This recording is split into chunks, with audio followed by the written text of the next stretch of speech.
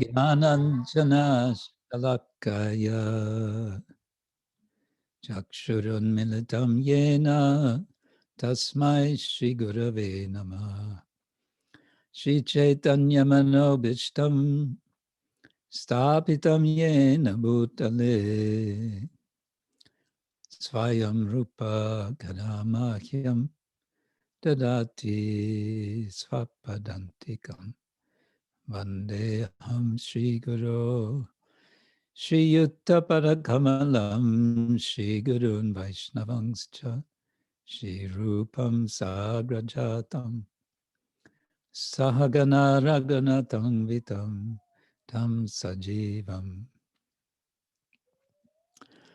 Sadvaitam Savadutam Parijana Sahitam Krishna Chaitanya Devam Shri Radha Krishna Padam Sahagana Lalita Shri Vishakan Vitangscha Nama Om Vishnu Padaya Krishna Pristaya Bhutale Srimate Bhaktivedanta Swamin iti namine Namaste Saraswati Deve Gauravani Pracharine Nirvishesha Shunyavadi Paschatya Deshatarine Vanchakalpatarubhyascha Kripa Sindhubhya Evacha Patitanam Bhavanebhyo Vaishnavebhyo Namo Namah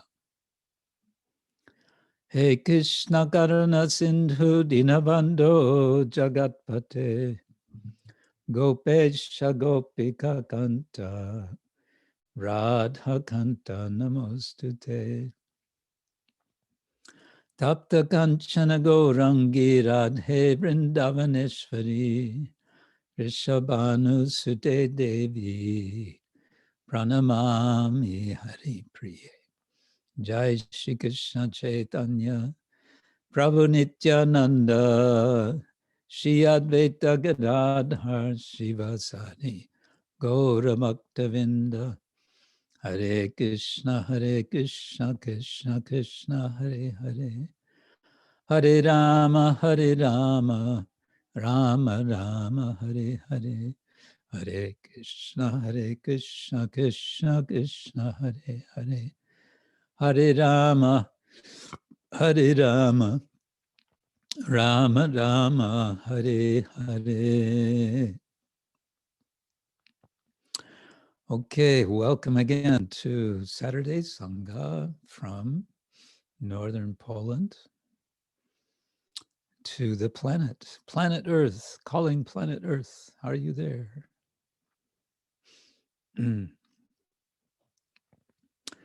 We are proceeding with our usual program of singing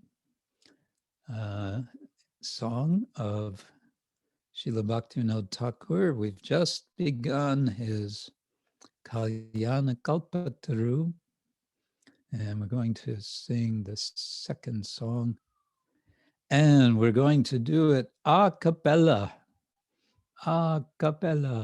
which means without any instruments except hand clapping. And after this, we have some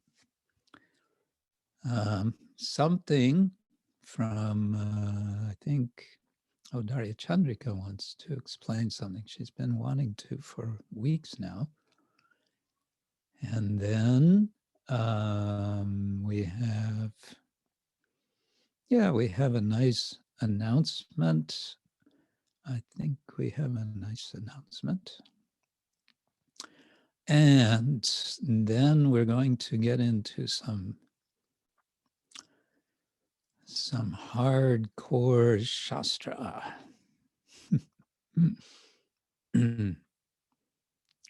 And Krishna willing, we will all be uplifted over this 2-hour period. Okay, so Okay, Bhaktivinoda Thakur is in this song, which is called Invocation to Kalyana Kalpataru. He's doing just that. He's making an invocation in which he's glorifying the Lord, his associates. He is begging for blessings, and he is informing us what he plans to do in this collection of songs. These are standard things done in an invocation, according to Krishnadas Kaviraj.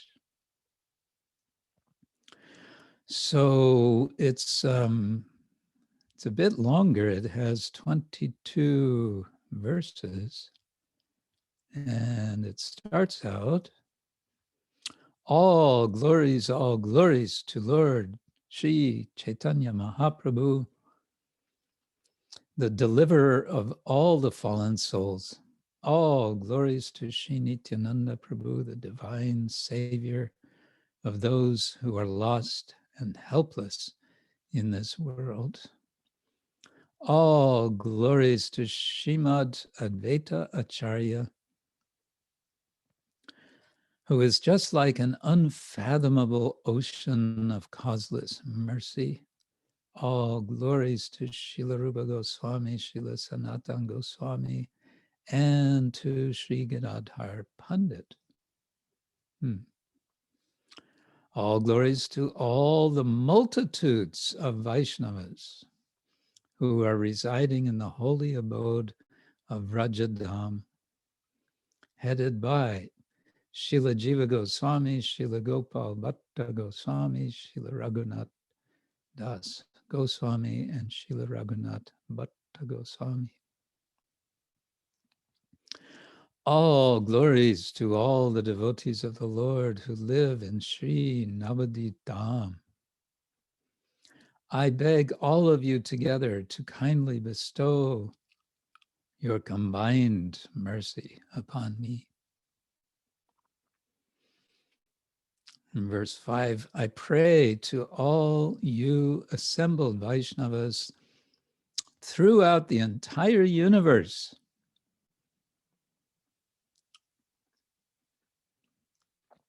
to please show your compassion by attracting me to the shade of the lotus feet of sri-jahnava-pade, my eternal shelter and the very pleasure potency of Sri Nityananda-Prabhu.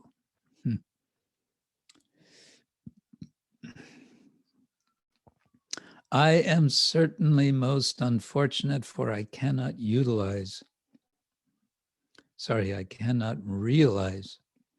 who is actually a Vaishnava. Therefore, I beg that if any real Vaishnavas hear my prayer, then please be merciful to me. Please bestow upon me devotional service to the lotus feet of Sri Gurudeva. Simply by the strength of those feet, I can find a clue of the real transcendental truth. A clue. I pray to all of the bona fide brahmanas to please show your favor to me by giving me firm devotional determination unto the lotus feet of Vaishnavas. Devotional determination. Thus I have taken shelter at the feet of all the jiva souls, whether they are highly elevated or even if they are very low-born. For in truth, I am actually the most fallen soul, very lowly and insignificant. All of you Vaishnavas, being very merciful toward me, kindly bless me with the following boon. I pray that all of you will show your soft-hearted compassion by respecting and appreciating what this book has to say. If all the devotees thus appreciate this book, then I will receive the causeless mercy that they will shower upon me. O brothers, and by the mercy of all these Vaishnavas, I will attain devotion to the Supreme Lord Shri Krishna. My dear friends, know it for certain that the life of a person who is averse to any Vaishnava is lived meaninglessly, without any purpose at all. Indeed, this is known throughout all the land. In the transcendental realm of Sri Vaikuntha Dham, there is a forest of the supreme perfection of life. Existing beautifully within that transcendental forest are innumerable wish-fulfilling desire trees. Amongst all the desire trees within this transcendental forest, there stands out one special tree, which is actually the king of them all. This one is named the desire tree of auspiciousness, Kalyana Kalpataru, and it conspicuously exists here within the eternal abode for all of time. What a wonderful sight is this special desire tree as it stands with its threefold trunk. These three divisions branch out as Upadesha, spiritual advice, Upalabdhi, attainment of realization, and Uchvasa, overflowing spiritual emotions. In this tree is very beautifully decorated with flower blossoms of especially sweet devotional service.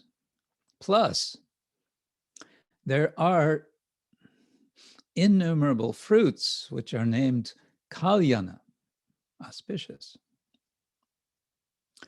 Any honest or noble person who sincerely takes shelter of this transcendental tree gets to taste these fruits of special supreme auspiciousness, which is devotional service to Lord Shri Krishna.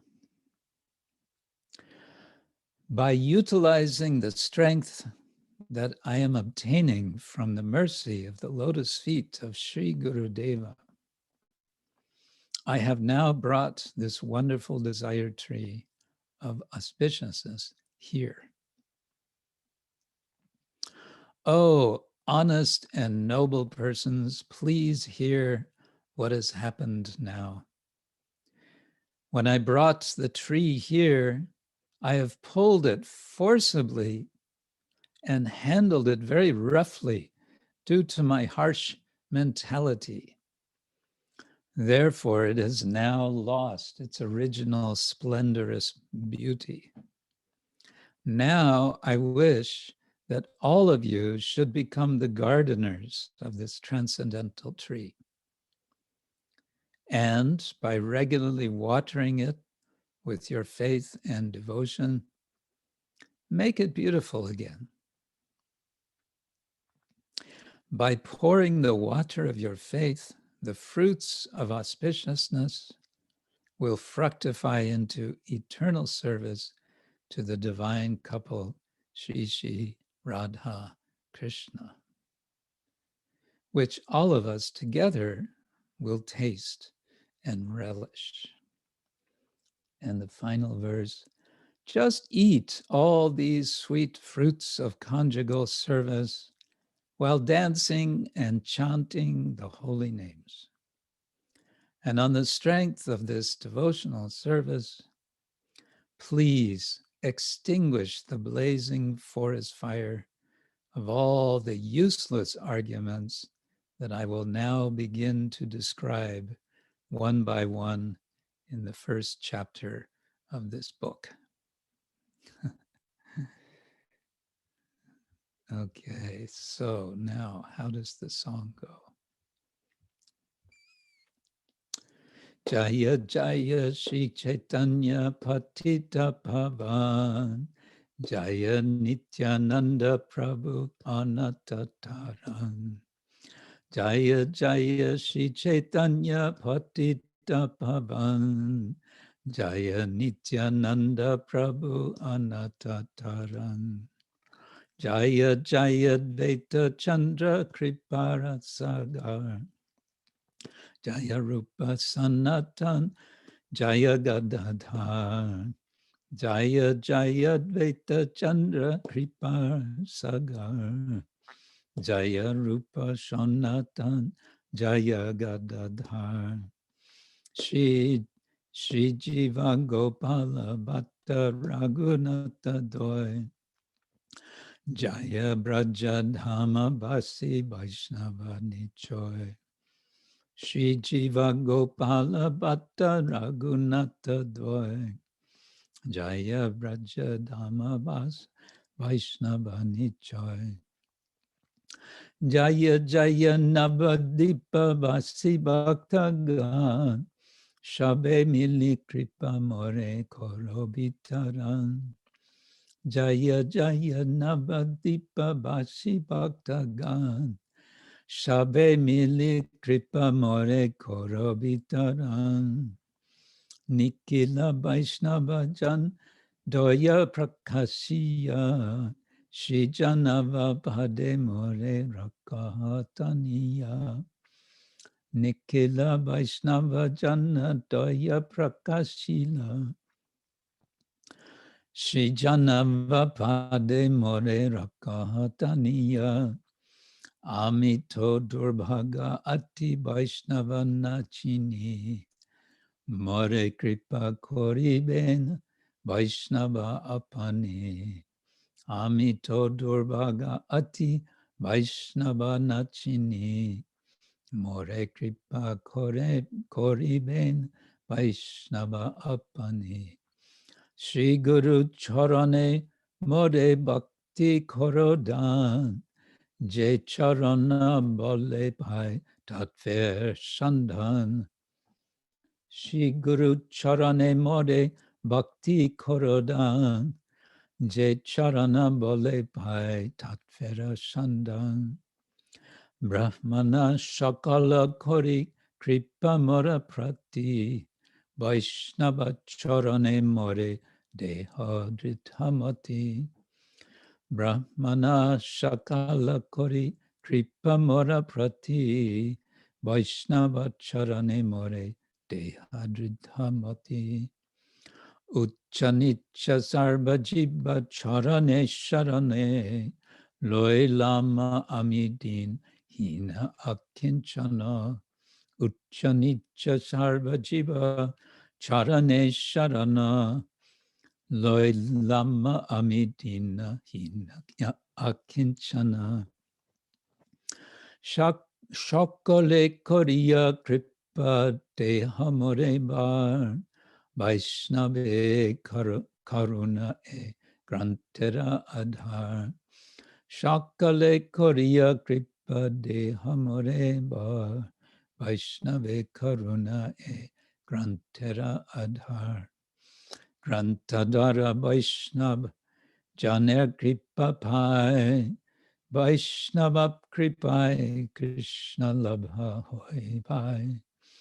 Grantadvara Vaishnava janer kripa pai, Vaishnava kripai Krishna labha hoy pai. Vaishnava vimukha jare tahar jivan, Narataka Nirataka jano bhai prashida bachan. Vaishnava vimukha jare tahara jivan, Nirataka jano bhai prashida bachan.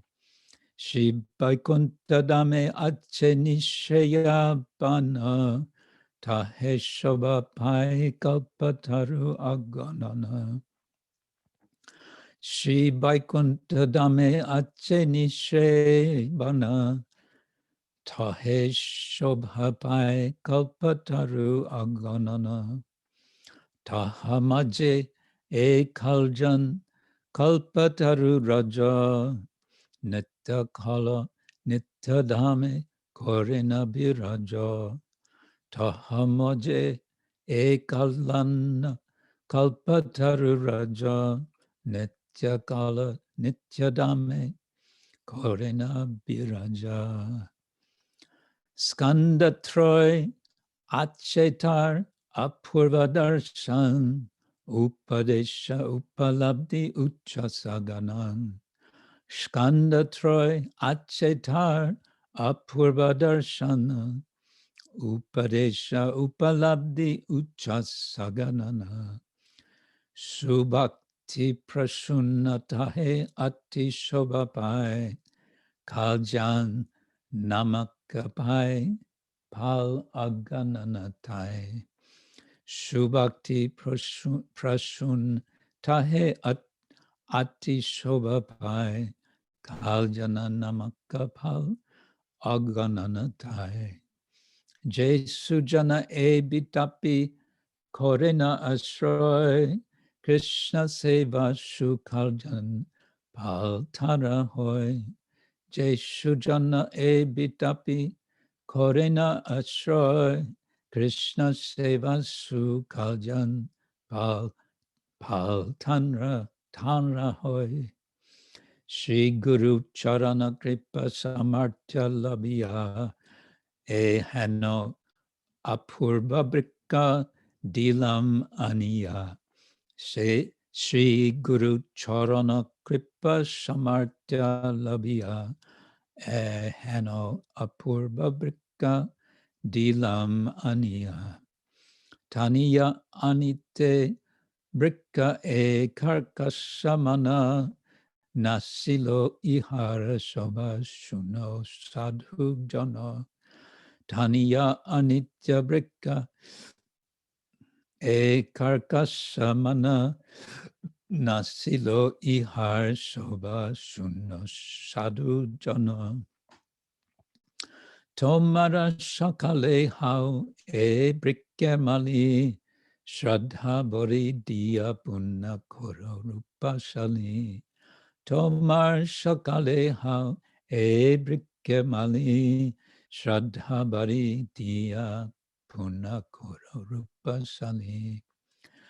Pali bekal japal jugala sevana koribo shakale mili taha ashwadana. Pali bekal jana pal jugala sevana Koribo Shakale Milita Ashwadana. Nritya Kori Nritya Kori Hari Bolo Kau Seva Pal Bhakti Bole Koro Dura Kutarka Anal. Nritya Kori Hari Bolo Kau Seva Pal Bhakti Bole Koro Dura Kutarka Anal. Hare Krishna, Krishna Krishna, Hare Hare, Hare Rama, Rama Rama, Hare Hare. Hare Krishna.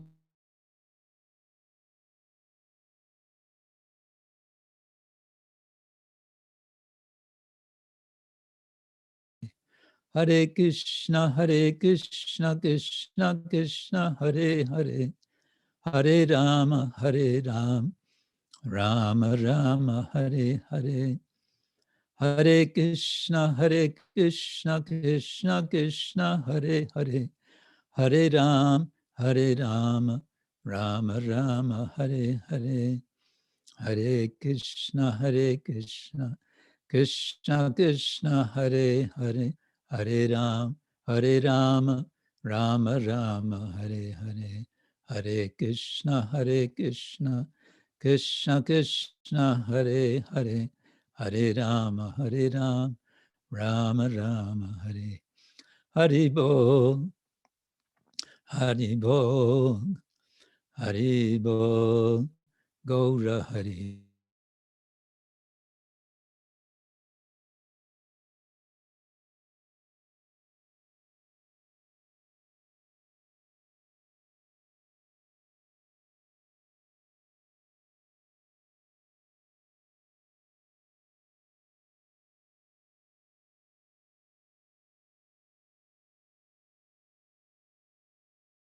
Prabhu, the deliverer of the fallen souls. I have to kind of scroll back and forth. Jaya Jaya sri-caitanya patita-pavana, deliverer of the fallen. Patita means fallen, pavana, purifier. Jaya nityananda-prabhu, anatha-tarana. Tarana means deliverer. Anatha means one who has no master. So deliverer of those who are lost, basically, as it's said in the world, lost and helpless. All glories to Srimad Advaita Acharya, who is just like an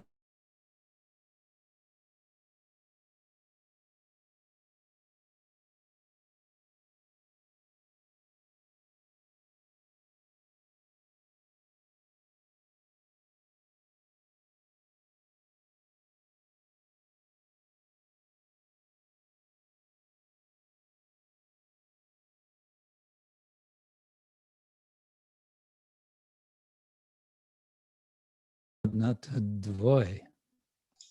Apologies, Guru Maharaj. We lost your connection for about 40 seconds. So maybe just if you can please repeat the last section. Again.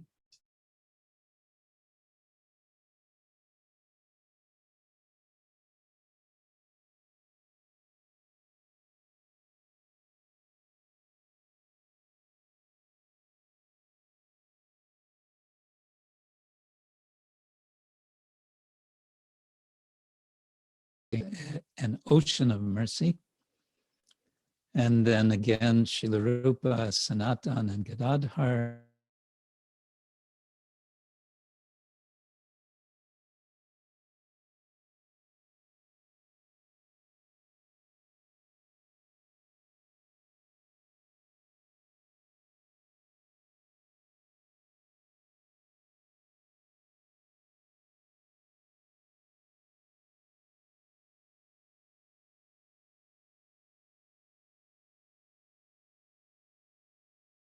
Vaisnaba-nicoy. So the residents of Braja.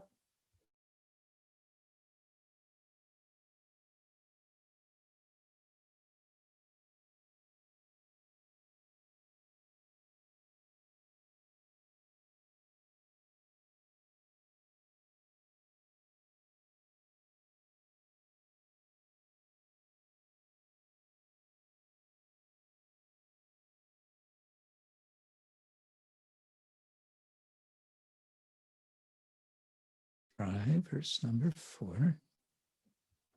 All glories to all the devotees. Apologies, Guru Maharaj. Yeah.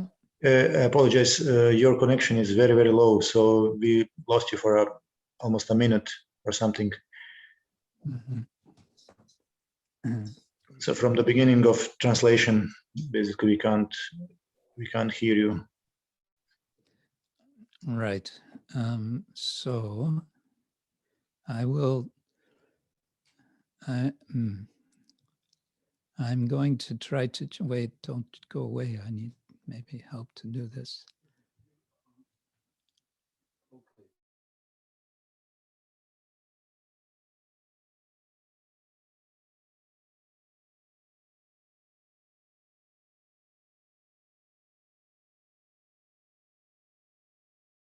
And the very pleasure potency of Sri Nityananda. Nikila baisnaba-jana doya prakasya. So the unlimited Vaisnava-jana, Nikila, Doya, their mercy, Prakashiya, having manifest, having shown, sri-jahnava-pade, more rokoha tanya. I take shelter at the lotus feet of Sri-Jahnava Devi, who is my shelter, Rakaha. We may ask, why Sri-Jahnava Devi? As I understand, because his Diksha Guru, Bhaktivinoda Thakur's Diksha Guru, was in the line, the Diksha line of Jahnava Devi. Amito Durbaga Ati Vaishnav Nachini More Kripa Koriben Vaishnava Apani.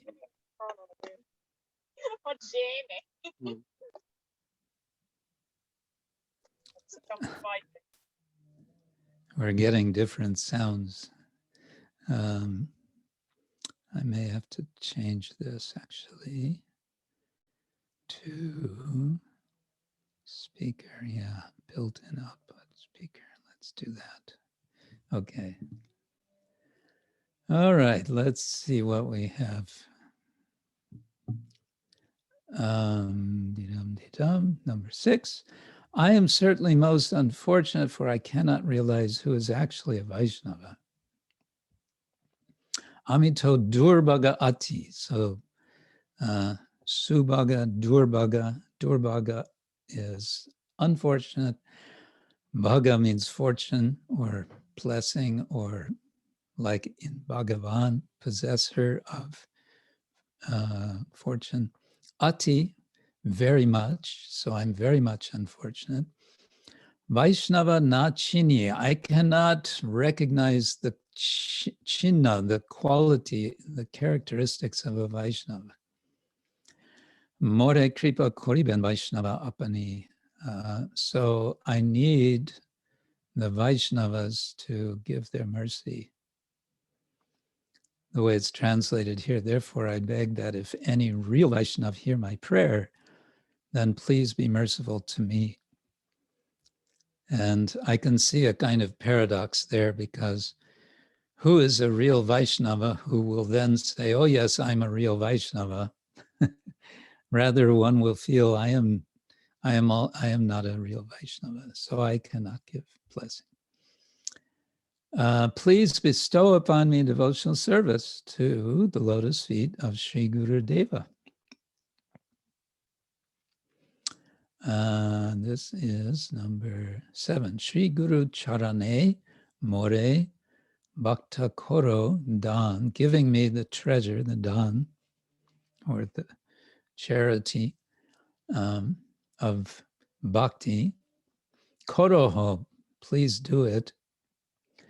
Jay charan bale, by the strength, bale, charana, of those feet of Sri Guru. Pai, tatver sandana. Pai, I will gain the sandana of tattva. What was that?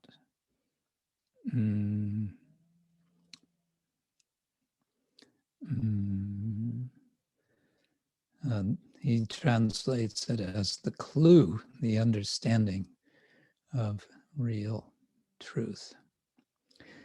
Number 8, I pray to all the bona fide Brahmins to please show your favor to me by giving me firm devotional determination unto the lotus feet of Vaishnavas. So he's asking the Brahmins for blessing to take shelter of the Vaishnavas, not the Brahmins. Brahmana shakal kori kripa more prati Vaishnav charane more deho dridhamati. Dridhamati, very firm mati, intelligence, mind, conviction, like that. Then uccha nicha sarva-jiva. Uccha means high, nicha means low. Sarva-jiva charane sharane. I am taking shelter of the charana, the feet of all living entities, high and low. Loy lama ami dina hina akinchana. He sees himself as akinchana.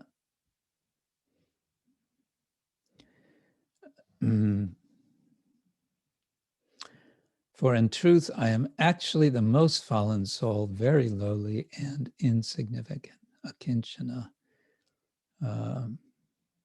possessing nothing, literally. And then, Shakale Korea Kripa Dehamore Bar Baishnave Karuna E Granter Adar. This is nice because this is invocation for the entire songbook. Granta means book, granter, of the book. So granter Adar, please give your attention to this book. Shakale Korea Kripa,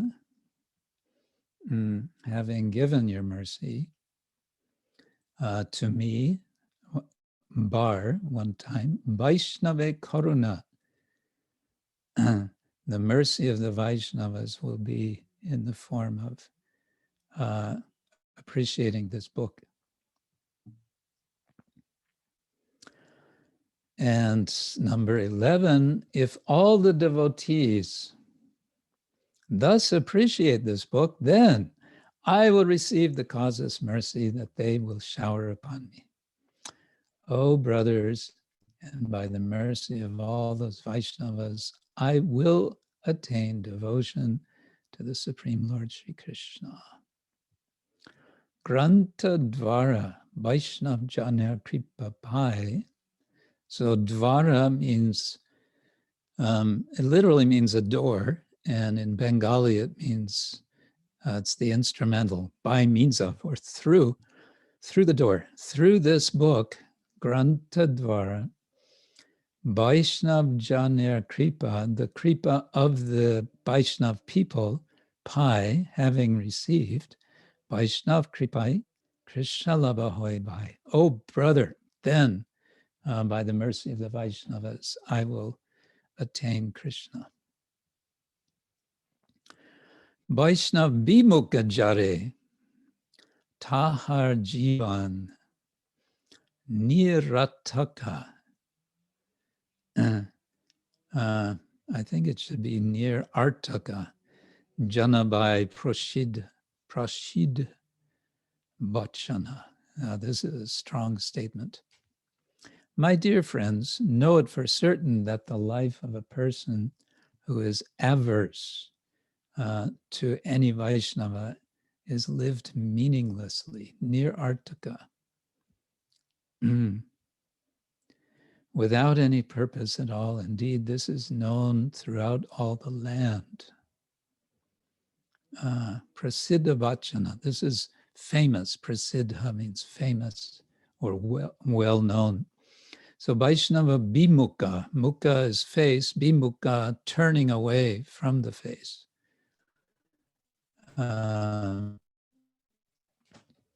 So tahar jivan, the life, tahar of one, of that person, jahar tahar. Nirartak is nirartaka jana, that person's life is useless.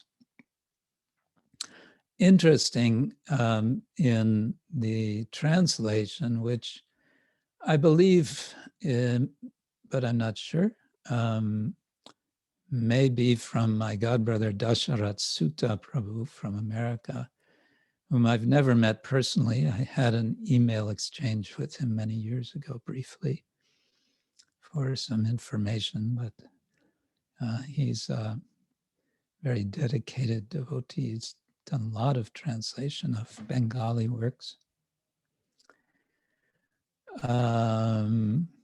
Yeah, interesting that he says averse to any Vaishnava. So, you know, we all have this tendency. We may like some and we may not like others. And here is a nice warning. If we're not careful, we may be living uselessly, even if we think we're quite all right. Number 13, in the transcendental realm of Sri Vaikuntha Dham, there's a forest of the supreme perfection of life. So now for the rest of the song, he's speaking specifically about the book. He's introducing the book. This is what the book is about. Existing beautifully within that transcendental forest are innumerable wish-fulfilling desire trees. Sri Vaikuntha Dhame, so in Sri Vaikuntha, Ache, there is Nishreya Bana. Nishreya, literally the highest or the best, Bana, forest, Tahe Shobha Pai Kalpataru Aganana. Ganana means counting, aganana, countless. So there's an unlimited number of these Kalpataru trees. These taru trees, which are kalpa, which fulfill desires, kalpa. And they are shobha, they are auspicious. They are radiant. Shobha also means luminous. Tahamache, in the midst of them, a Kalyan Kalpataru, Raja. This king of the tree, of the Kalpataru trees, is this Kalyana Kalpataru. So he's pointing to his collection of songs as the king of these trees. Nitya Kal, Nitya Dame Korena Biraja.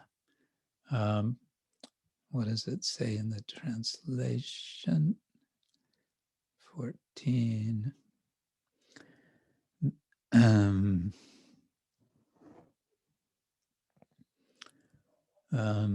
Yeah, it is conspicuously existing here within the eternal abode for all time.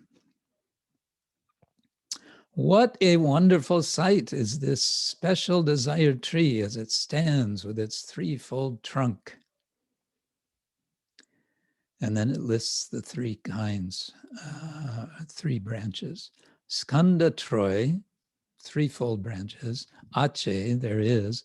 Tar Apurva Darshan, a sight never before existing. Apurva, never previous. What are they? Upadesha, Upalabdhi, Uchvasa, Ganana. They are counted as Upadesha, Upalabdhi, and Uchvasa.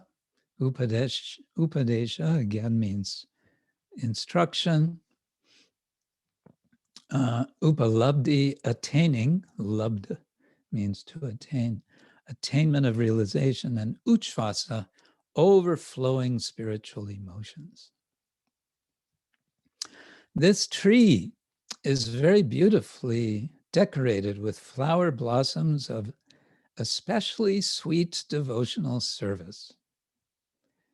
Plus, there are innumerable fruits which are named Kalyana. Subhakti prasuna tahe ati shobhapai Kalyana namakapal agananatai. So subhakti prasuna, I'm not sure. Decorated, I guess.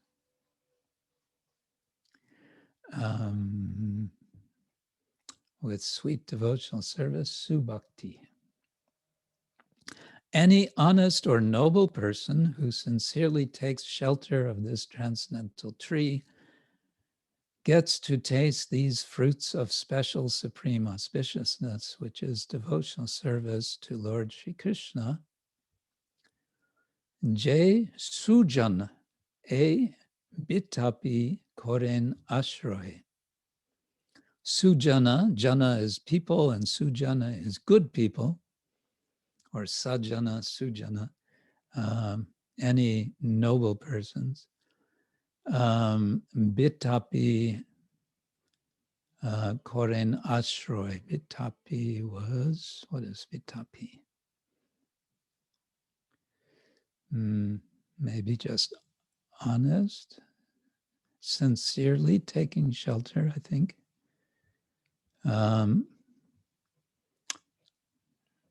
Krishna Seva Su Kalyan Pal Tara Hoy. There will be Krishna Seva Su Kalyana Pal, the fruit of very auspicious Krishna Seva.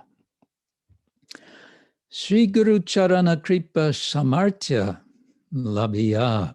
Samarthya, the possibility of the mercy, Kripa, from the feet of Sri Guru, Labhya, having obtained, Heno Apurva Brikshadilam Aniya. This unprecedented, such is unprecedented, given from this tree. I have now brought this wonderful desired tree of auspiciousness here. Oh, now he's talking about bringing, dilam, which is past tense, to give. Aniya, having brought, I have given. Aniya, having brought, dilam, I gave. Such apurva briksha. Taniya anite briksha ekarka samana. Nasilo ihar shobha shuno sadhujana. So,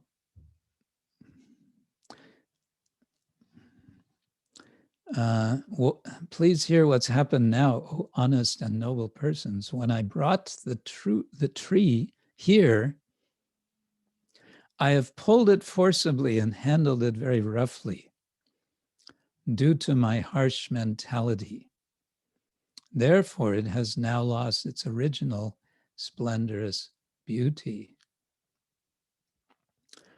Taniya anite, in taking, I pulled a karka samana because of my my strong mind. Nasilo, so the soba, the auspiciousness, has been destroyed. Shuno, listen, O sadhu jana, please listen to me. Tomar shakale, all of you, how? Be a briksher male, be gardeners for this tree. Shraddhabari diya puna koro rupa shali. Now I wish that all of you should become the gardeners of this transcendental tree, and by regularly watering it with your faith and devotion, make it beautiful again. Make it rupa shali, make it a possessor of rupa, of form, of beauty. Puna koro rupa shali. Rupa shali, that's, I think, a very Sanskritic word. Palibe, kalya, pal, jugala, sevana, koribo, shakale, mili, taha, asvarana.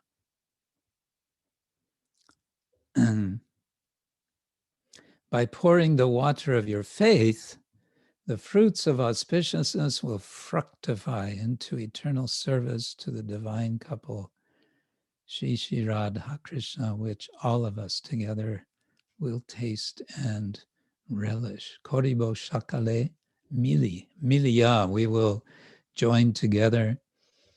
Koribo taha aswadana. We will taste. We will do the tasting. And finally, Nritya Kori Hari Bolo Kau Seva Pal. So dancing, Nritya Koriya, having danced literally, Hari Bolo, Bolowa perhaps, having chanted the name Hari, Kau, eat, Eat what? Seva-pal, the fruit of seva, or the seva fruit. The activities of service are themselves the fruit. Bhakti bale, by the power of bhakti, koro, having done, dura kutarka anal, dura, far away, kutarka anal. Kutarka means bad reasoning. Anala, useless, I guess it means useless arguments, which he's going to describe in the next section according to the translation.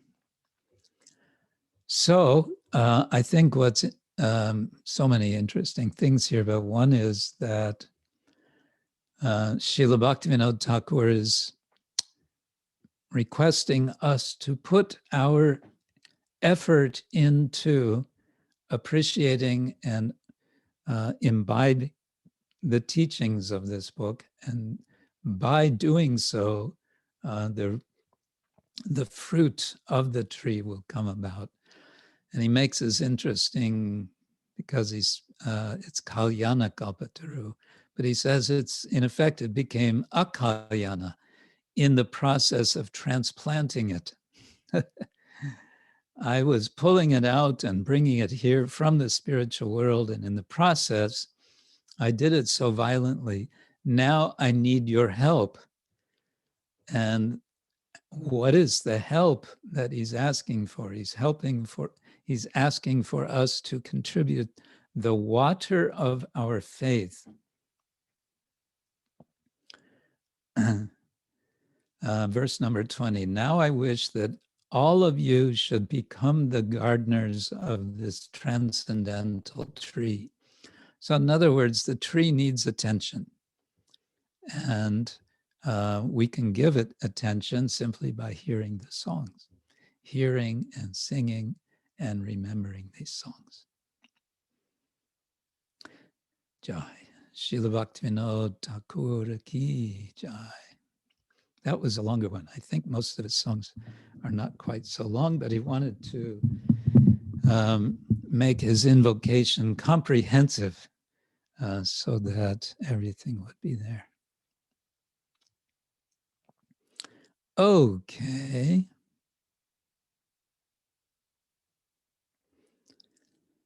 So now it seems that we're doing okay with the connection and we can proceed. Krishna willing, we will continue to have a usable connection. Okay, now I think it's show and tell time. And I think Odarya Chandrika, you wanted to, since many weeks, share with us. Hare Krishna, Guru Maharaj, please accept my humble obeisances, and Hare Krishna to all the families and friends here. Yes, it looks like that Krishna wants me to put in practice what I will share, because whatever I will share, definitely it's also for myself, if not only for myself, because it's a big topic, and the topic is listening. Yes, if I can to start, I will start.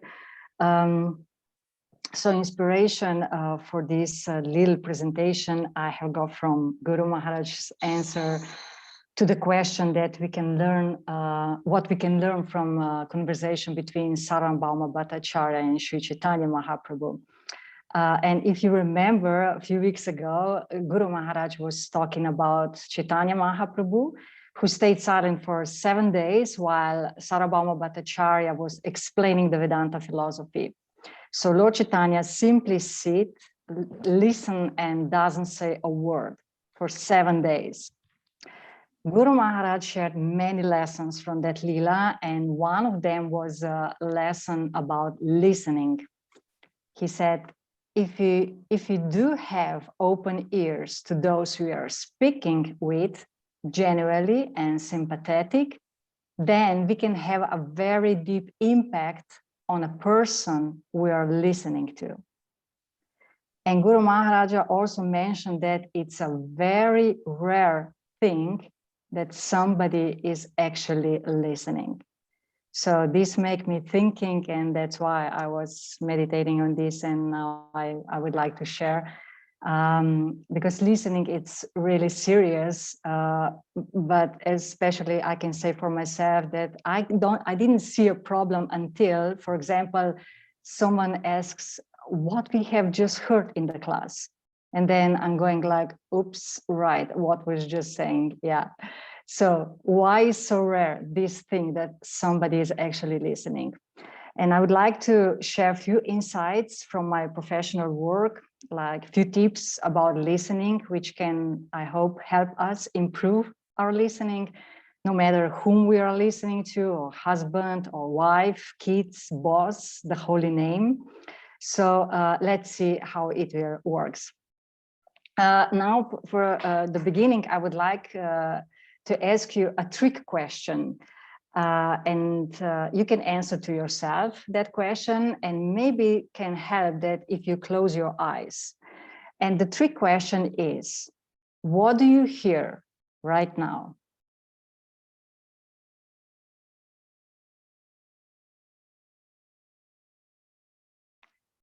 So the trick in the question is that by asking you what you are hearing, I prompt your mind to take control of the sensory experience and make you listen rather than just hear. As found in the Science and Art of Listening, the difference between the sense of hearing and the skill of listening is attention. Also in our Shastras is saying that by listening with attention, we can avoid 10 offenses to the holy name. And that is the only solution actually for the listening. That kind of listening requires really giving someone our full attention. And yes, this is the way we should always listen with attention, at least during japa time. Yes, but it's not easy to listen attentively, right? And of course, like Guru Maharaj said, it is so rare. And what are the reasons for that? First reason is that we are not present at the time of listening. Physically, yes, we are here, but our mind is somewhere else. We do not attentively listen because we are not present in that moment. And not only that, the funny thing is that we are not present of how we are actually not present. I will say this one more time, just in case you are not listening. So we are not present, that we are not present of how we are actually not present. So the first tip is that we need to acknowledge ourselves that we are not present. But how to get present? I will come to that in a moment for this answer. Then the second reason, so the first reason was that we are not present at the time of listening. The second reason is there is something in our listening that we are not aware of. And because of this something, that's why we don't really listen what is being said. So this is what constrains our listening, and it is in our mind, or thoughts in our mind constrains the listening. And knowing that, then we can understand why we don't hear. And could be happening right now. You may be hearing to what I'm saying right now, but you are not really listening what I'm saying because your listening is going through your thoughts. For example, someone speaks to you and right there you have a question in your mind. What does this have to do with me? Or is this necessary to listen right now? Or maybe you have opinions or judgments like this is good, or this has no sense, or wow, this is so interesting, or I never thought about it. Maybe you agree or disagree with what you are hearing. So you see, we are checking something else while we are listening. So this is something what shapes our listening. All those questions, opinions, judgments, all this is there in the background all the time when I'm not hearing attentively. And that's why we're not listening, because what we are listening, when we are hearing a person, we are listening that person through our listening of our thoughts. Or in other words, a little bit more complicated, maybe there is more speaking in our listening than there is a listening. So it means that we are more present to the voice in our head, to the thoughts in our head. That's the reason. So when you get present to that, and this is the answer, how to get present. So when you get present, oh my gosh, I have so many questions while I'm listening. Okay, stop it. The third tip, then you can create a new possibility for better listening, which can open real listening. A possibility like for being different than we usually are. And what could be that kind of possibility? How can I be different? Well, a possibility to relate with a person, being in real communication and interacting with what is actually there. So I can create possibility of being an attentive listener. Or like Guru Maharaj said, I create a possibility to genuinely and sympathetic listen. So these are reasons and 3 steps, or if I can say like 3 takeaways from this show and tell about listening. So attentive hearing is the only solution for good listening, but requires giving someone our full attention. To do that, so the second tip is acknowledge that you are not present. That means park your mind and be present with the person. And the third tip, create a possibility of being related with that person. And it's not like a tip, but I would say also here, the rest is from Krishna. Let me conclude with a thought by the dean from Stanford University, who said about about the listening, that listening is intrinsic. That means something which is built in or built in a human relationship. Done well, it's a powerful talent, and when freely given, a momentous gift. And like Guru Maharaja beautifully said, while actively listening, we can have a very deep impact on the person we are listening to. Thank you for your listening, and Hare Krishna. Hare Krishna, thank you, Audarya Chandrika. I was listening as attentively as I could. Thank you, Guru Maharaj. And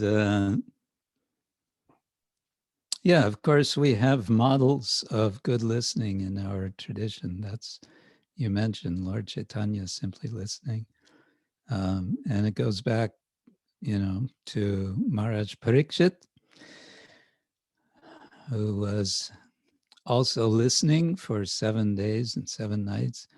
He wasn't keeping completely silent, because he was sometimes asking questions. But I think the example of Maharaj Parikshit helps us by reminding us that we all have experience of when we are attentively listening. And if we look at why was it when I was attentively listening one time? One time I remember I was really listening. Why were we listening? Because we felt it was somehow immediately relevant for us, possibly to the extent of being of a life or death difference. Like, if you hear right, you can save your life. If not, you may lose your life. Some sort of vital urgency, a sense of urgency is, I think, what we're in general looking for in spiritual life, in listening. Yeah, in general. And then thinking about listening to others in general, I'm reminded now of Bhaktivinoda Thakur's song here we've just gone through, where he begs for the blessings of all the Vaishnavas, but then he also begs for the blessings of all the living entities, feeling himself the lowest of all. So to listen is also to give respect.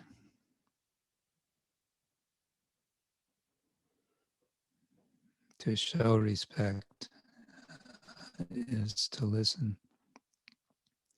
And we can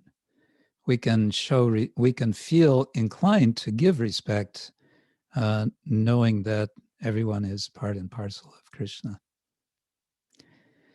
Having said that, sometimes, of course, we also need to be selective. Devotees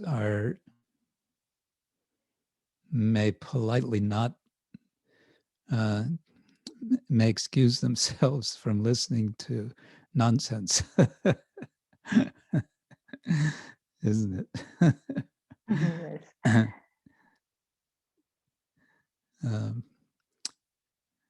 And of course, Srila Prabhupada is a wonderful example of listening. He would listen to people, and then he would preach. He would listen. He would see what their concerns were, and so on, and then he would speak. So that's nice. Yeah, what is it? It's always said we have one mouth and two ears. Hare Krishna Guru Maharaj, please accept my humble obeisances. Hare Krishna, this sounds like Avaduta Rai. Can I say something about this topic, please? If you allow me. I don't know, can you? I'm wondering. In English, we have two words. One is can, which is about ability, and the other is may, which is permission. So may I? Yes, you may. Thank you. Well, long time ago, I did hear from one devotee saying that there are three degrees of benefit. When somebody talks, for example, the lecturer have the most benefit of what he speaks. Then the second devotee who hears and also asks questions, he have a little bit less benefit from the topic, but is on the hearing. And the third type of devotee who only listen, he have the least benefit of what was spoken. And this reminds me actually on the Bhagavatam, that the whole Bhagavatam is actually questions, answers. And in that way, it seems the listening is also more active when there are questions. So this was my observation and thought on this about hearing. Hare Krishna. Thank you.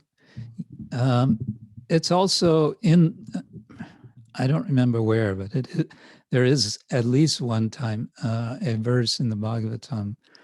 I don't know that it ranks like that, ranking top and middle, but it's in the Bhagavatam that all three are benefited by Krishna Katha, Hari Katha. In any case, yes. Okay, so now, anyone else have any show and tell, spontaneous or otherwise? I see Vrindapati now, and I just want to communicate my congratulations for what we're going to have just after this meeting. Vrindapati is going to be receiving what is sometimes called second initiation and sometimes called Brahman initiation. And we're happy about this.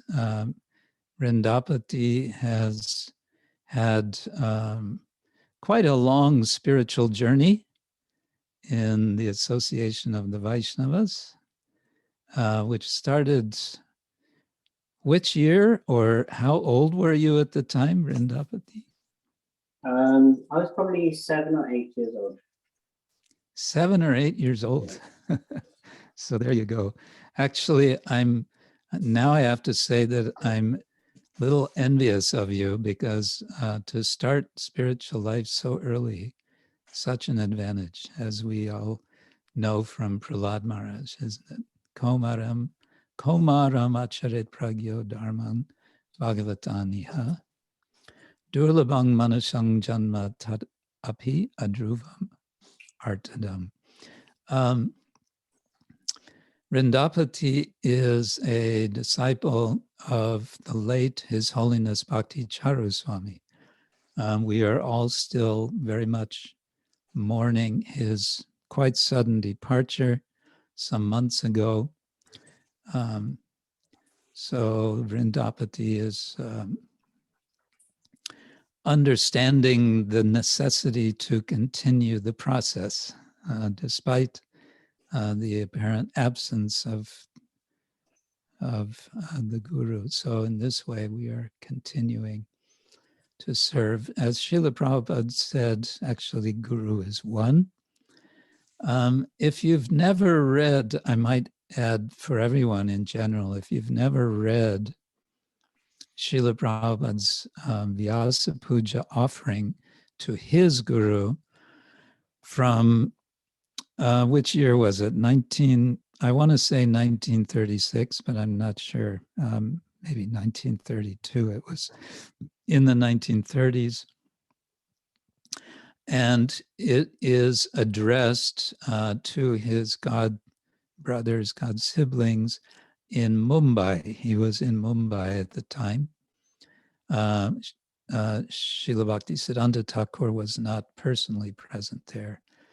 But he gives a very nice speech, and I would highly recommend, if you can find it, it's in the Veda base, certainly, somewhere.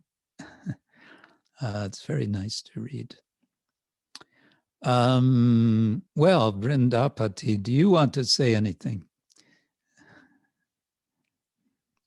I just want to say that I'm really, really grateful that I have shelter, and also at the lotus feet of His Holiness Krishna Kshetra Swami.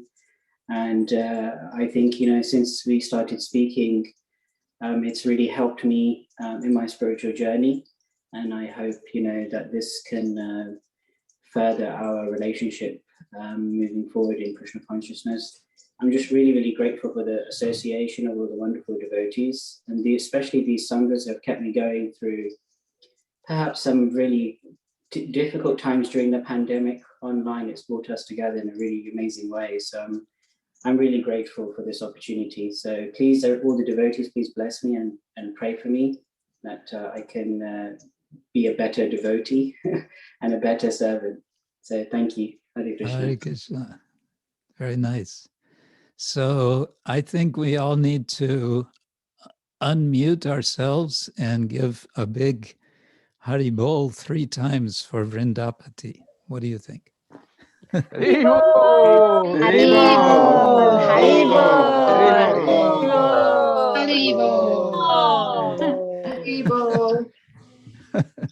There's something unique about doing this on Zoom. Okay, good. Thank you, everybody. All right, so now it's class time. I want to go back to my subject, which I've been very gradually working on in previous weeks, and and you've been patient with me. Part of what I'm doing is just a technological side. I've been experimenting a little bit with 2 or 3 different ways of presenting visually. And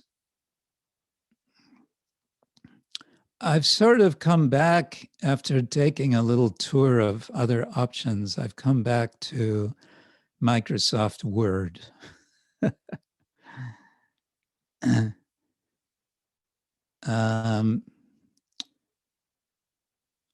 For various reasons. So I'm putting this up for you to see. Do you see now on, oh, there it is. If you can see on the screen, we have the verses we've been looking at in the middle. Let me take this away if I can. Okay, I want to remove this strip on the top. No. Yes. Okay. Yeah. Does everyone see this? Yes, we can see Guru Maharaj. Okay. I hope it's not too small to print. We've been looking at Chaitanya Mahaprabhu's discussion in Varanasi with Prakashananda Saraswati and his followers. And Krishnadas Kaviraj presents this 2 times in Chaitanya Charitamrita. And we're looking at his first presentation in chapter 7 of Adi Lila, which the fact that he puts it here is interesting. It's like Krishnadas Kaviraj can't wait. He has to tell what happened. And we may say he can't wait also because he wants to make sure that we understand the essential, let's say, Vedantic philosophy of Gaudiya Vaishnavism. And so he gives us this overview, and it's very much an overview. And this is why what I'm interested in trying to do is to expand in some respects what is going on in these verses. So I didn't get very far yet. I've really only gotten up to verse number 121. And one thing I've done, which you may find useful in general for yourselves, is something that you can try for yourself. And that is, as you are reading any one of Srila Prabhupada's books, to sit down and, or maybe you're already sitting as you read, and make notes. One way of making notes, it's not the only way, but one way could be something like what I'm doing here, basically just highlighting the main points. And so, for example, for verse 7, 120, we have the verse, and I've put it in a little box.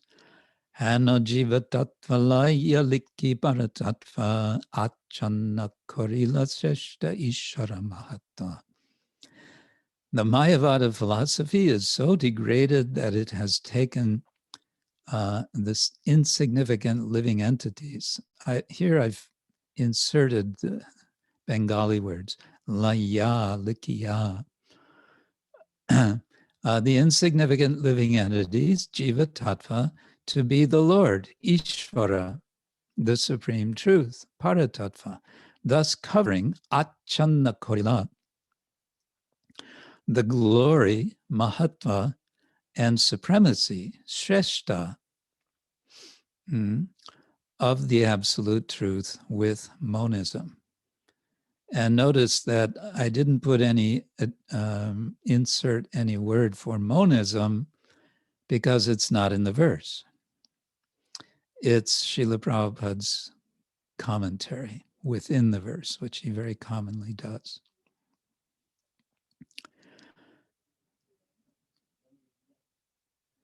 So then I found 6 main points in Prabhupada's purport to this verse, and I'll sort of rush through those first. First, we have Prabhupada referring to Bhaktivinoda Thakur, saying all Vedic literatures state that Jiva Tattva is one of the Lord's energies.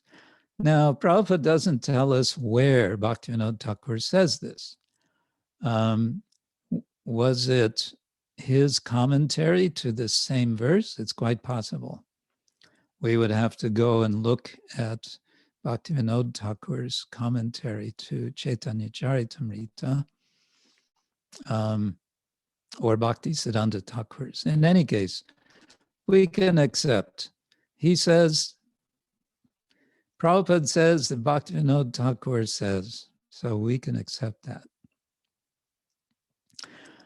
Next, he says Shankara's equation, and I'm paraphrasing here, Jiva equals Brahman leads to atheism. We have some young kids here who are enjoying life.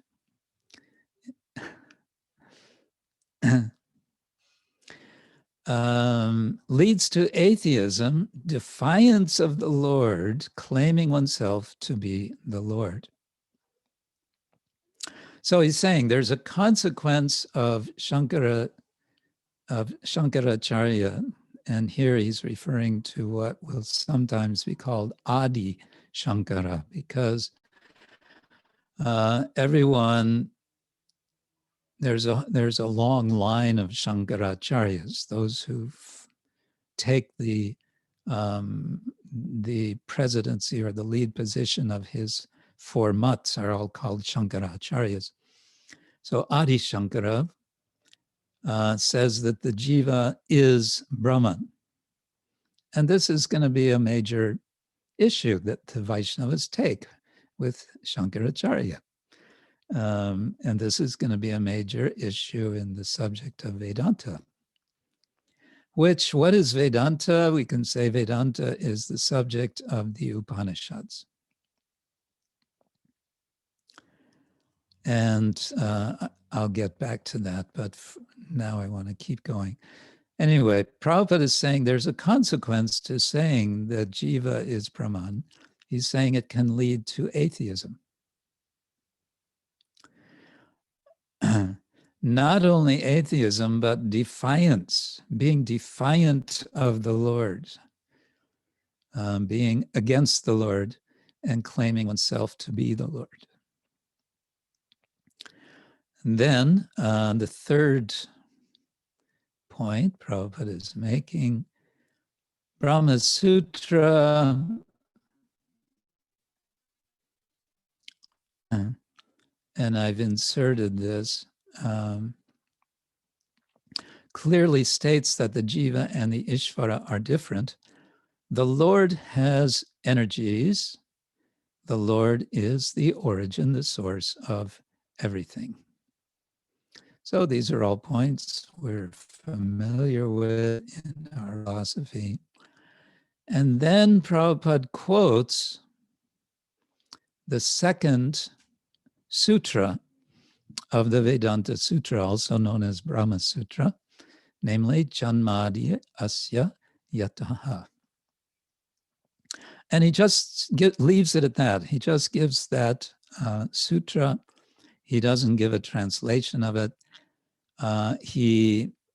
We could say he's assuming that we know what it is and what it means.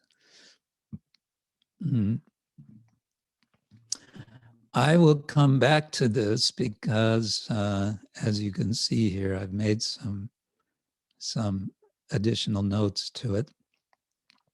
And I've expanded those notes even further.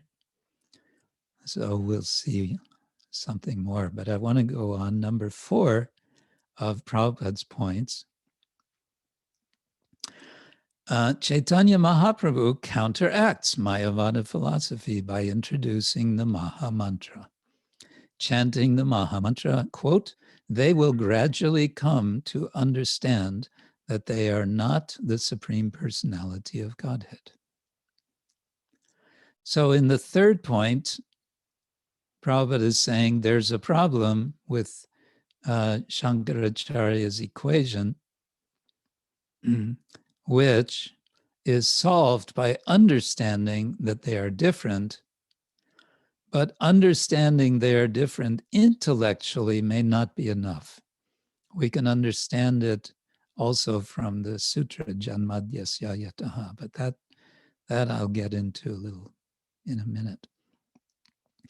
But Mahaprabhu, how does he counteract this Mayavad philosophy? More than by arguing, he does it by introducing the Maha Mantra. What is the result of chanting the Maha Mantra? He says, they will gradually come to understand that they are not the Supreme Personality of Godhead.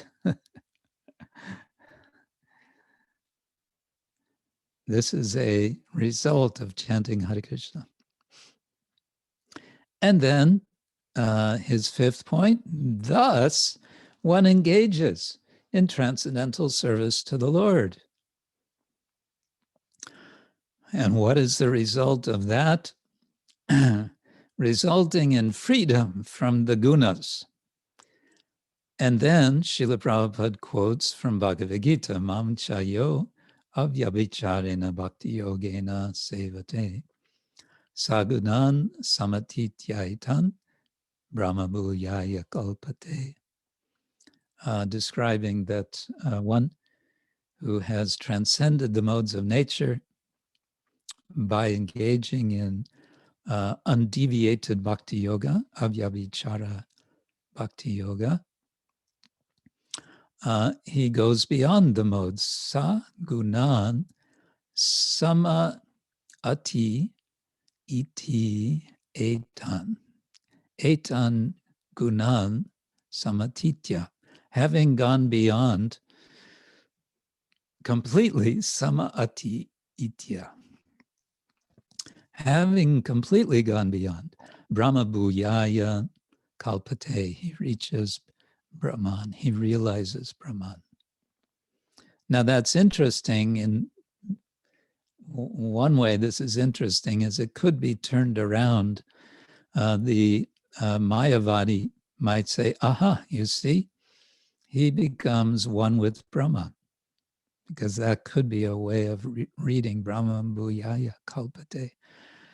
But Prabhupada is using it in this context, and it points to the fact that context is important in interpretation. He's using it to show the opposite. He's showing that, no, we become free to serve the Lord. And then in the sixth point, the Hare Krishna movement is the only hope to counteract misconceptions. Prabhupada gives one of his many, you can say, promotional statements to say, don't waste your time looking for some other way to solve your problems. They're all here in the Hare Krishna, the Hare Krishna movement, including solving your philosophical problems.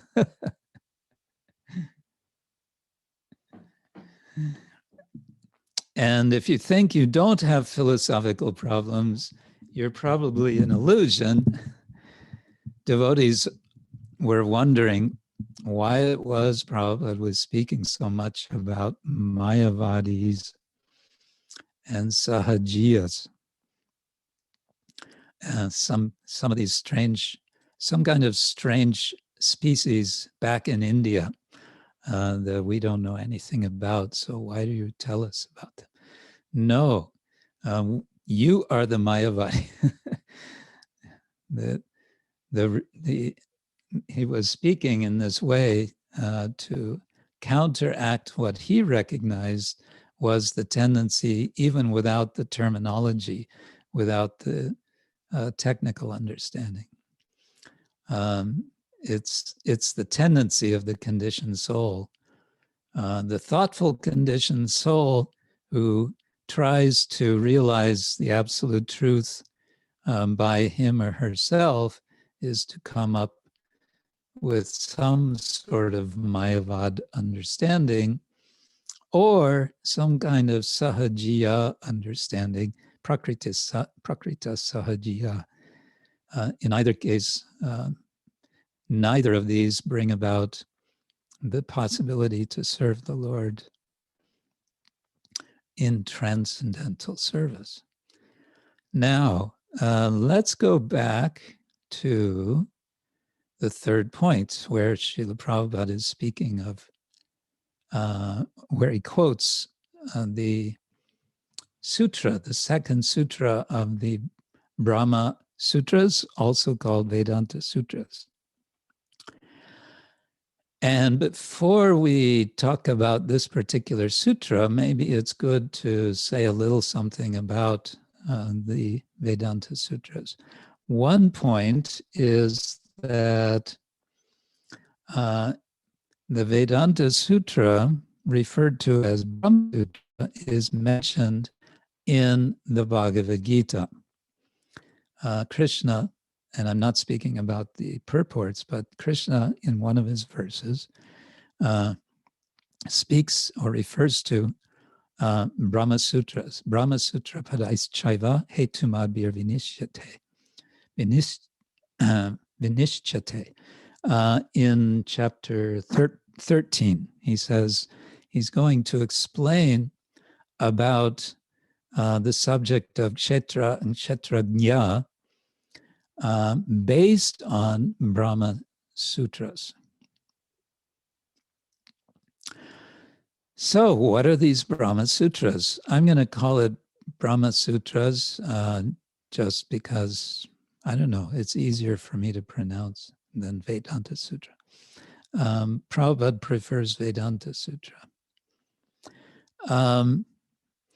Brahma Sutras are a collection of sutras, or we can say it is one sutra because the word sutra means string. And we can say that all of the aphorisms, the short statements of the Brahma Sutra are strung together. And so they make one sutra. Or we can refer to each individual aphorism as a sutra. It's a stringing together of a very few number of words, syllables, as short as possible. There's a definition of sutra, which comes from Madhvacharya, which says there should be no wastage of syllables. It should be clear. It should give the essence. He gives a few other conditions to make a sutra. The Brahma Sutra altogether has some 550 sutras, if I remember correctly, something over 500 sutras. So in that respect, it's quite long. The first 4 or 5 sutras are the ones which are most important, most critical in terms of commentaries, which is to say all the different schools of Vedanta are very concerned to explain these, let's say, 5 sutras, because it's these 5 which very much determine what is one's philosophy, Vedanta philosophy. We understand as followers of Chaitanya Mahaprabhu, as followers of Srila Jiva Goswami, that the composer of Vedanta Sutras is Srila Vyasadeva, Krishna Dvaipayana Vyasa. The general name given of the composer is Badarayana, Sri Badarayana. And our acharyas say Badarayana is just another name for Vyasa.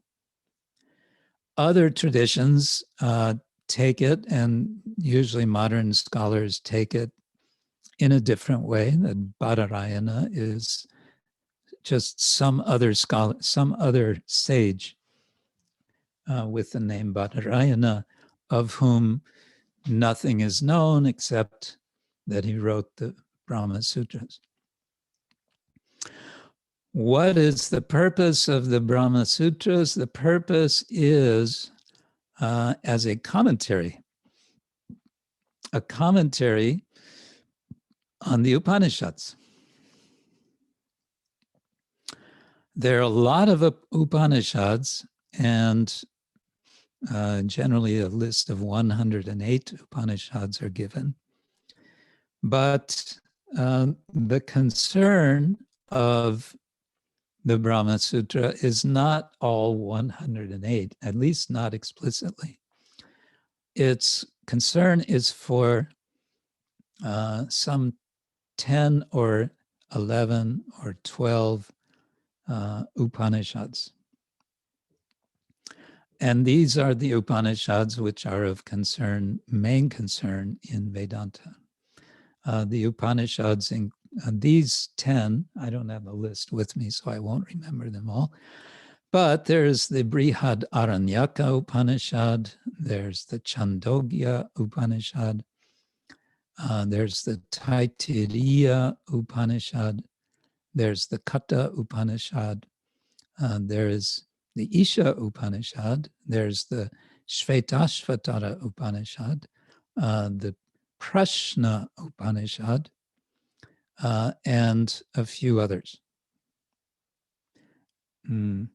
Mandukya and Mundaka, Mandukya Upanishad, Mundaka Upanishad, like that. There's a few of them.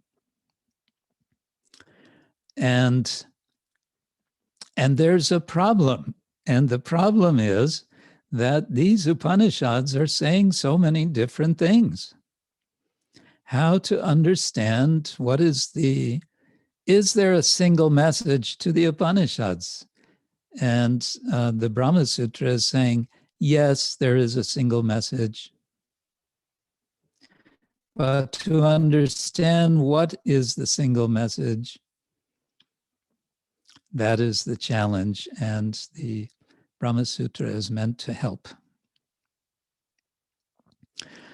But it seems like Vyasadeva, when he was composing the Brahma Sutra, or Badarayana, didn't want to make it easy to understand the message.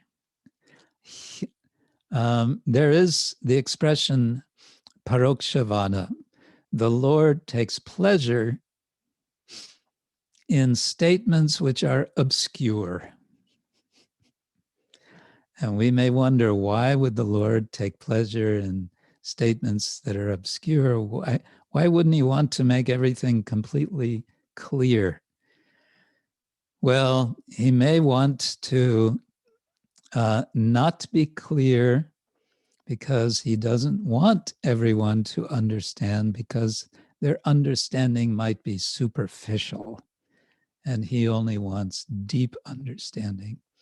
So better they just don't understand at all. And so it happens that the Brahma Sutras are by themselves practically impossible to understand. They are simply too cryptic. They're so short, just like this one, Janmadyasya yataha. What does that say? Is that a complete sentence? Well, no, it's not actually. Most of the sutras are not complete sentences. They assume that one knows what is missing from them. And so what the commentators are doing in their commentaries, one of the things they're doing is, so to say, completing the sentences of the sutras. But what happens? They complete them in different ways, with sometimes very different meanings. And furthermore, they will have a different understanding of how the sutras are divided in terms of what kind of argument they are making. So someone, one acharya, may say that sutras, whatever, 14, 15, 16 of the first pada, the first chapter or portion of the second chapter, adhyaya, are on such and such subject. And another commentator will say, no, verse 14, Sutra 14 that goes with the previous one to make another point. And sutras 15 and 16, they're starting a new point. And so on and so forth. There are many technicalities that make the Brahma Sutras prone to different interpretations. So then we may say, well, then what's the use? Why should I bother with this? And that's exactly what Chaitanya Mahaprabhu is ultimately saying. And that's what Vyasadeva is saying. And that's what Jiva Goswami is saying. Jiva Goswami in his Tattva Sandarbha is saying, yes, we have the Brahma Sutras and they are very nice. They are giving the absolute truth. But who can understand it? The different commentators, they say different things. So they're not going to help us actually that much. And then Jiva Goswami goes on from there to say, let's now look at the Puranas. And then he'll elaborate about the virtues of the Puranas and how clear they are and how helpful they are in understanding the absolute truth. And then he will say, but there's a problem. There's so many Puranas. And they're saying different things and they seem to be worshiping different divinities. And then he will explain, this is because they are concentrating for different persons who are dominated by different modes of nature. Sattva guna, rajaguna, tamaguna.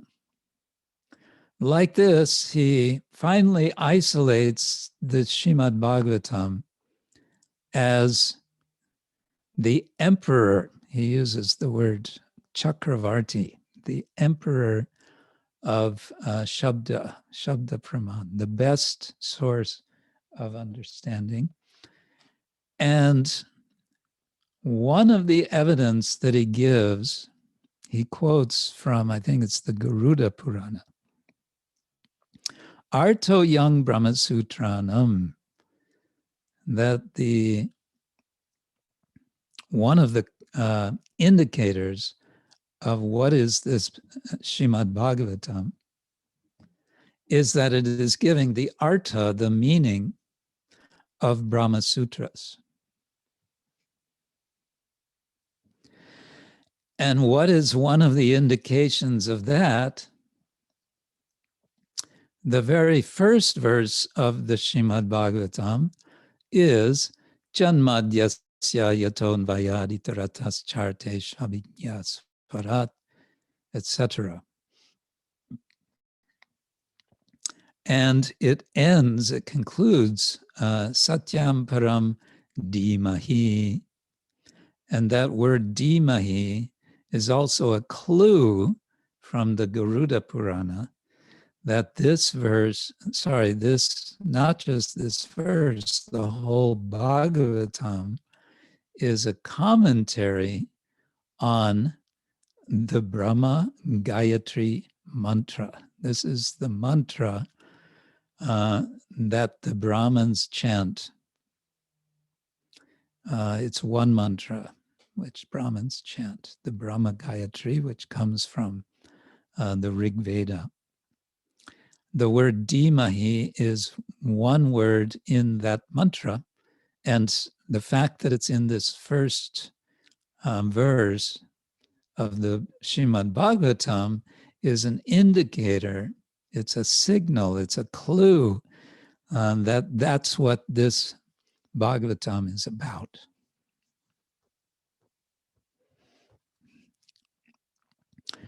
Okay, well, I'll just do this briefly. I hope you're still with me on this. No one's running away yet. Oops. Now, I put a commentary on the side to the Brahma Sutra verse, Janmadi Asya Yataha.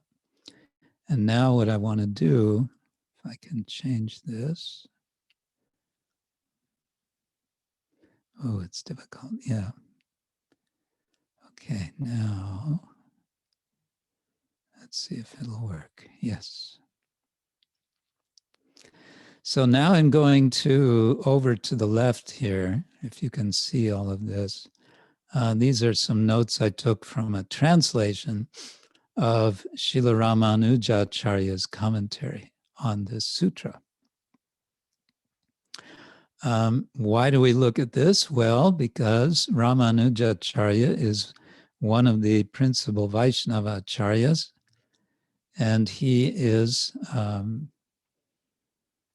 course, founder of the Sri Vaishnava tradition, and he is arguing in his Brahma Sutra commentary for what is called Vishishta-dvaita Vedanta. And Srila Jiva Goswami often quotes Ramanujacharya. In fact, he quotes him more than he quotes Madhvacharya, even though we generally claim that our Gaudiya tradition comes from Madhvacharya. So it's an interesting bit of a paradox there. Philosophically, we can say, or theologically, we tend to be closer to the Sri Vaishnavas than the the Tattvavadis, the Madhvacharyas. Okay, so continuing a little bit here, we may not get very far, but what he's doing initially is glossing. That's the English word. To gloss is to give a short, we can say translation. He's translating from Sanskrit to Sanskrit, but sometimes unpacking a little bit. It's called glossing. So he's taking each of the words in the sutra, namely Janma, Adi, Asya, and Yataha, and he's explaining each of these briefly. So Janma Adi means origin, etc. We can say more literally Janma means birth, but it can mean more generally origin. And then he elaborates slightly. He says, because what is that Adi, what is that, etc.? He says, creation, subsistence, and reabsorption. And that's all he says. Then the word asya, of this. And we may wonder, what? And so he explains the world with its manifold, wonderful arrangements, not fathomable by thought. And here he uses the word achintya, which is interesting.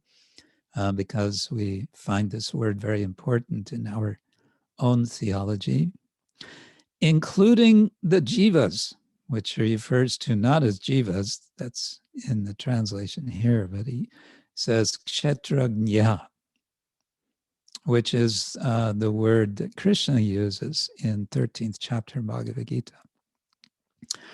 Including the jivas from Brahma to the blade of grass, in other words, from the top to the bottom, all experiencing the fruits of former actions in definite places and times. And I didn't give the Sanskrit for all of that. Yataha, because that's in the sutra, means that from which. What is that supposed to mean? From the Supreme Person, says Ramanujacharya, the ruler of all, who is antagonistic to all evil.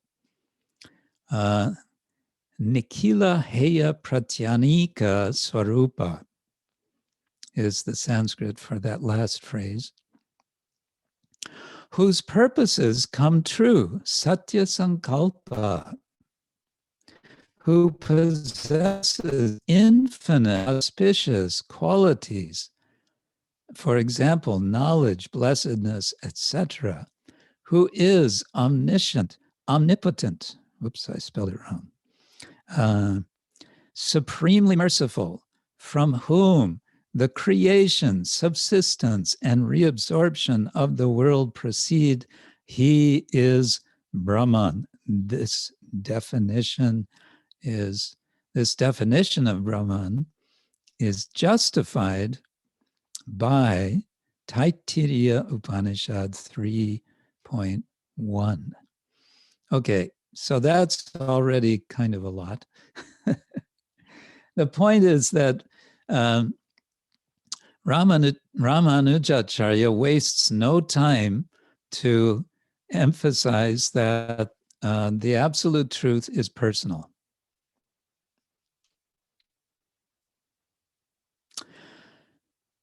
And of course, this is not what Shankaracharya wants to hear. He wants to hear, he will agree that this verse, this sutra is about Brahman, that Brahman is the source of the creation, maintenance, and destruction of the world. Shankara will agree with that. But he will not agree that this Brahman is ultimately a person. But Ramanuja is going to justify this interpretation by pointing to a particular passage in the Taittiriya Upanishad, which is also referred to by Srila Prabhupada in his commentary to the verse we read before, Chaitanya Charitamrita. One thing I'm trying to do, and I kind of started talking about this the last two times, is to show how we can appreciate Shastra as being like a vast tapestry, like a richly woven picture, a multicolored picture, tightly woven together. And if we can appreciate how connections are there, I think it gives a deeper appreciation of Shastra. We can, with a tapestry, a large tapestry, in order to see the whole picture, we have to step back several steps and look at the whole picture and see, oh, this is a picture, it's a garden scene and people are sitting in the garden or whatever it is. If you look up closely, maybe you see only little details and you lose, as we say in English, you don't see the forest for the trees, you see individual trees. So I'm a little bit looking at individual trees now, but of course we want to remember to step back. And that stepping back, I would suggest, is always guaranteed in Srila Prabhupada's purports. So, for example, in the purport we just went through, when he says, you know, Lord Chaitanya makes it clear how to overcome this misconception, chant Hare Krishna, and if you do this, gradually you will come to understand your position as a servant, and this Hare Krishna movement is the only way for the world to understand this. So that gives us the big picture, but we can look also at the details sometimes. Oh, it's already time to stop for today. Hare Krishna. And I didn't even look at your questions. Let's see, or comments if there are any. No, everyone's been very busy looking at the details. I would suggest now, from what we've gone through, that you go back and look at Prabhupada's purport to verse 120 of chapter 7. If you've probably already read it, and you can read it again and just see what you can appreciate from it. And then make a note, and if you want, we can discuss next time. You can, you can also send me a note if you like, and it may give me a little time to think about if you have something about this. I don't know if I can get to everybody's comments, but we can try. Right. Okay, so the weather here has gotten a bit brighter. We had a bit of a storm this morning. We've had very nice sunny weather the last few days. Now it's supposed to be windy for a day, and then I guess we get more sun.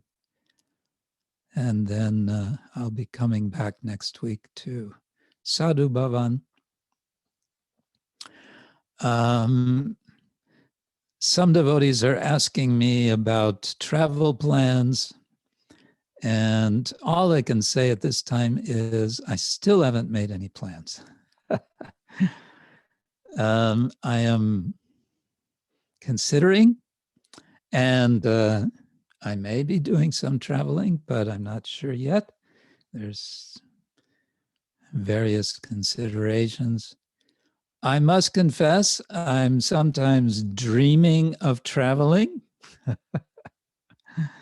Just last night, I was dreaming that I'm in some airport going through extremely complicated arrangements in order to board a plane, which finally it was possible.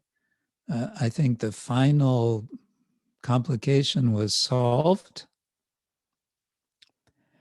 And we were just about to leave the airport to get on the airplane to go. I think I was on my way to Argentina. And I woke up.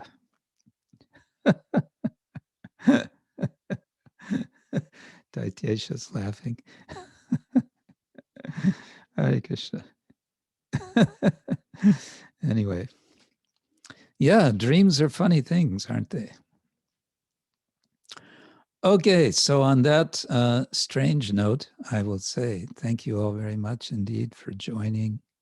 As always, have a good week this week. And let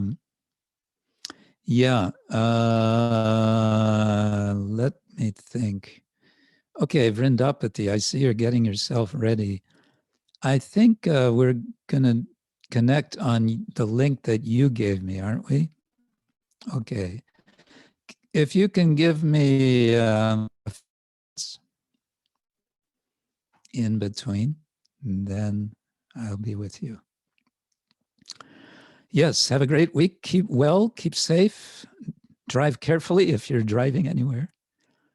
Fly carefully if you're flying anywhere. Swim carefully. I don't know. Chant carefully. Hare Krishna. Hare Krishna, Krishna Krishna, Hare Hare, Hare Rama, Rama Rama, Hare Hare. Thank you all again. Special thanks to our translators, and thank you all for listening. Srila Prabhupada ki jai, Ananta Koti Vaishnava Vrinda ki jai, Nitai Gaura Premanande, Hari Bo, Hari Bo, Hari Bo.